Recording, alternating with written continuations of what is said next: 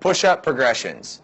So what we're going to do is take you through the 4 progressions of the push-up that I like to do with my athletes and make sure you're activating the right muscles on this and you're confident you're doing it correctly.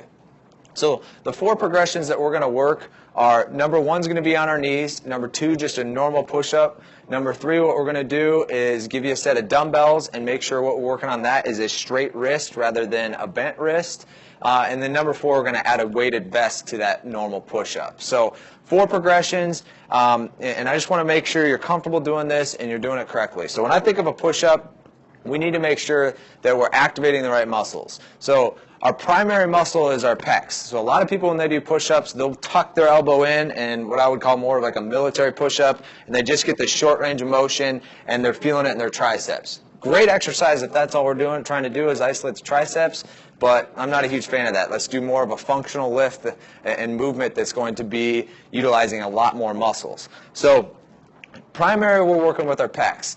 Then secondary triceps, but our core is going to be a huge aspect of this. We got to make sure it's a great opportunity to work on that posture that we need to have. We talk about sprinting posture or athletic posture and being strong. So it's a great opportunity to activate that core, keep the back flat, and really work that posture. So those 3 main areas, you're going to feel it in other areas, your quads, especially if you're doing a lot of push-ups in a row, working through that plank position. And then as we extend, we're even going to utilize our back and our shoulders a little bit for that stability. So great to work all those aspects. So as we go through this, what I want you to do here first before we get going is understand that if we need to activate the pecs, one thing that we can do is take our arms back here and then we can squeeze those pecs. So if you tell your brain to activate those pecs right now, squeeze, and then as you're pushing, think about squeezing here first, not here. So do that first before you even add the ground variation to it. So as we go down, a couple things. Our arms are going to be a little bit wider than shoulder width. We just want to make sure that as I bend here, we're pretty close to this 90-degree angle. I'm not too shallow and going outside of it, and I'm not too far out here. Then from there, as I turn to the side here, and get my shoulders in the right position, my arms in the right position, I want to make sure that I'm not going too far out here, or I'm not sticking my butt up and doing a push-up on my knees there.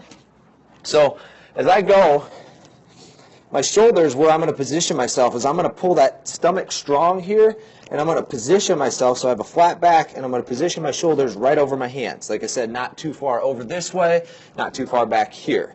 And then from here now, we're going to activate that core, and we're going to go down, and I like to go all the way to the nose and back.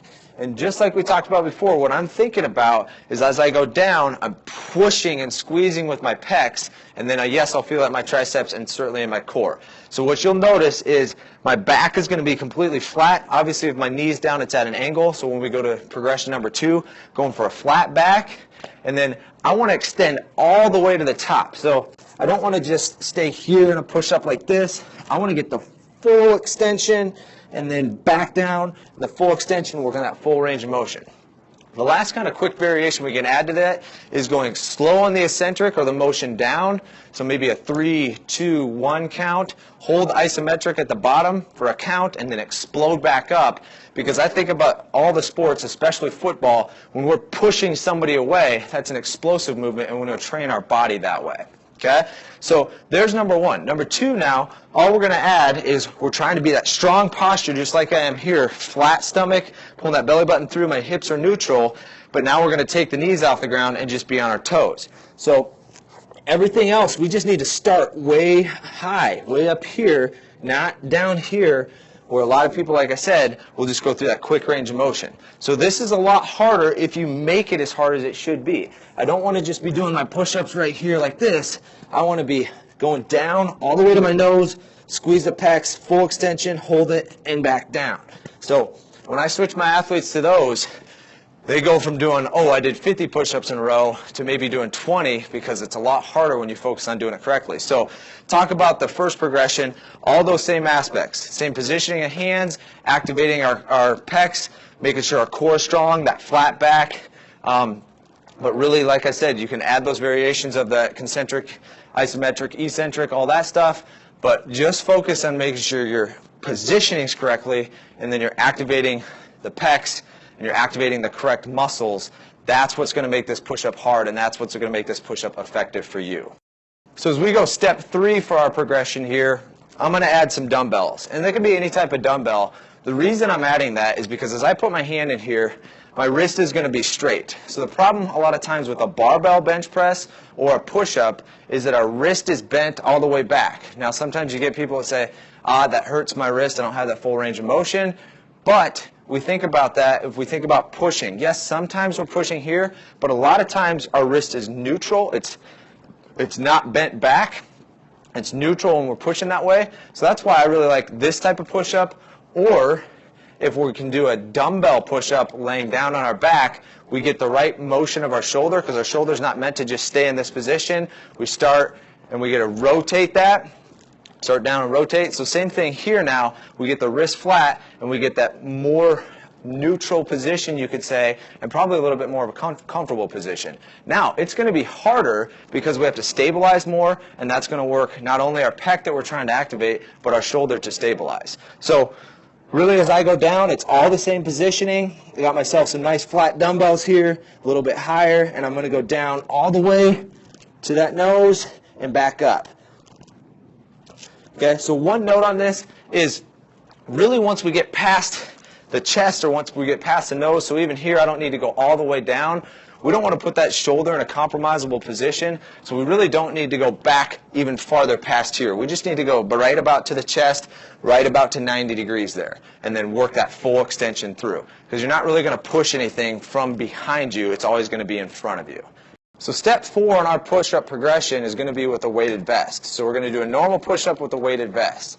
Now, I'm not a huge fan of how much weight can you do? I'm about building athletes and making you a better athlete, like we always say. And so for me, it's not about how much weight you can do. It's how much weight you can do correctly, and is it efficient in the fact that we're actually activating the right muscles and doing what we should be out of that exercise and getting the effects of what we should be rather than, hey, I pushed a bunch of weight. When you're on the field, no one asks you, hey, you line up as a wide receiver and a defensive back, you guys don't talk and say, well, hey, I can bench 200 pounds, so you should pretty much just fall over when I push you over because I can bench more than you. That conversation doesn't go on. So when you're thinking about this and these push-ups, or if it's bench press or any other exercise that you're doing, let's focus on activating the right muscles and doing it correctly. So on here, I have 50 pounds. 50 pounds is too heavy. You just find yourself work at whatever you can do correctly through the number of sets and reps that you're supposed to do. So same thing, I just have it tied on, get in my correct push-up position, and then as I'm going to go down and push back up. And that's pretty tough as I do that with 50 pounds because I'm not only adding my own body weight, but I'm adding 50 pounds onto it.